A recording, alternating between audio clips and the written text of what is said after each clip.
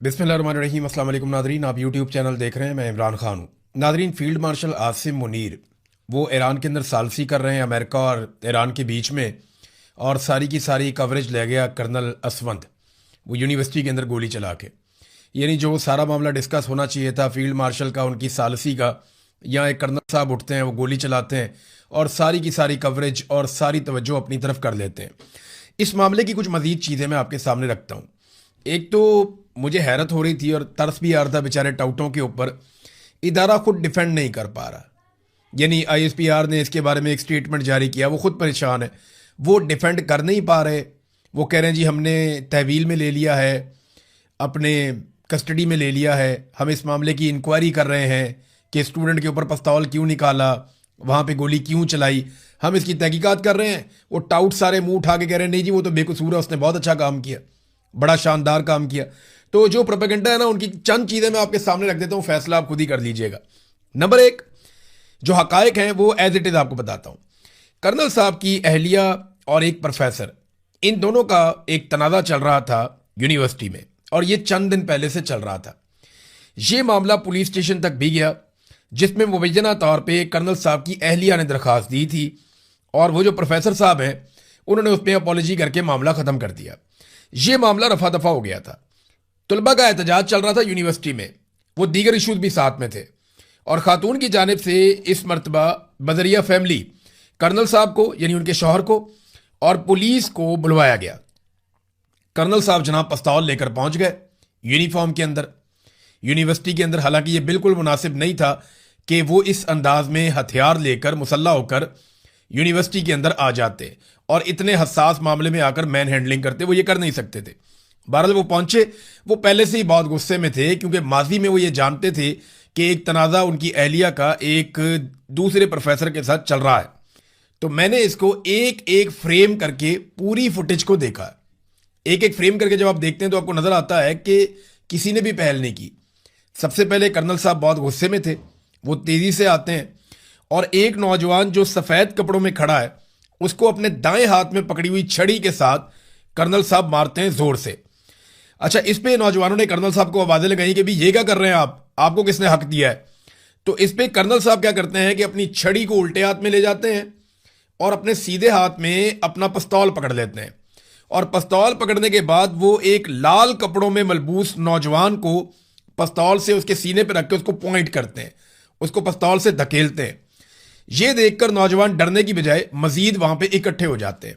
वहां पे एक बास्केट वाला नौजवान वो कर्नल को वार्न करता है कि ये पिस्तौल हमें मत दिखाइए, इस पिस्तौल को आप वापस अंदर रखिए, ये आप गलत कर रहे हैं, हमारी यूनिवर्सिटी के अंदर आप पिस्तौल निकाल रहे हैं यूनिफॉर्म के अंदर।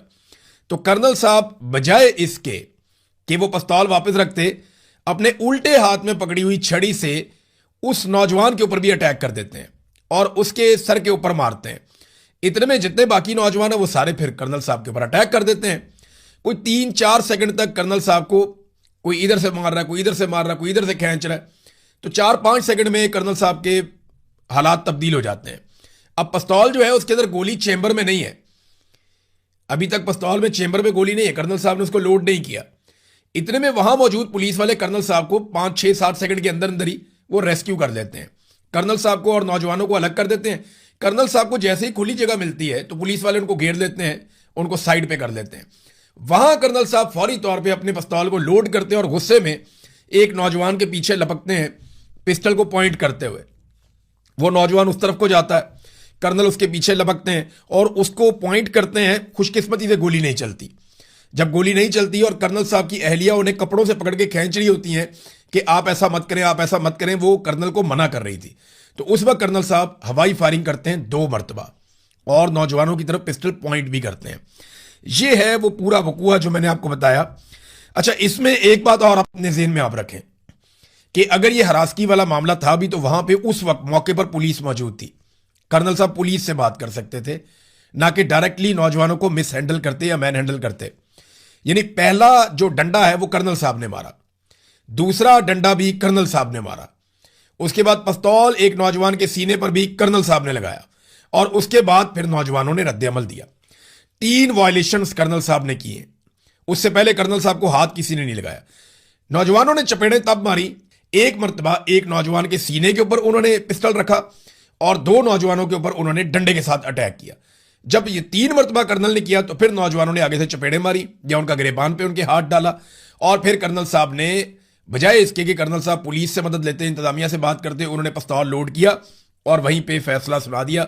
पहले उन्होंने सीधी गोली चलाने की कोशिश की, खुशकिस्मती से नहीं चली, तो फिर उन्होंने 2 मरतबा हवाई फायरिंग करके लोगों को मुंतशिर करना चाहा। नौजवान वहां से भागे नहीं और कर्नल साहब को अपनी गलती का एहसास हो गया। वो उनके चेहरे पे नजर आ रहा है कि ये नौजवान तो नहीं भाग रहे, अब क्या करूं मैं।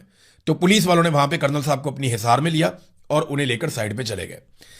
अब इसमें ना 2 पहलू हैं। एक तो ये वो खातून वाला मामला जो कर्नल साहब की अहलिया है, वो मामले में अगर खातून का मौकिफ दुरुस्त है, जो बज़ाहिर अगर लगता है कि दुरुस्त है, क्योंकि इस पे एक तरफ का मौकिफ है ना आपके पास, वो जो प्रोफेसर जदून है उसकी तो आपने बात ही नहीं सुनी, या वो जो बाकी नौजवान है लड़के लड़कियां उनकी तो आपने बात ही नहीं सुनी। उसके बारे में तो आप नहीं जानते ना कि उनका मौकिफ क्या है। उनका मौकिफ जो है वो बिल्कुल ही बरक्स है। आप वो सुने तो वो ऐसा लगता है कि वो सच बोल रहे हैं, वो ठीक बात कर रहे हैं। लेकिन अगर आप यहां पे कर्नल साहब की अहलिया की बात सुने या बाकी लोगों की सुने तो आपको लगता है ये सच बोल रहे हैं।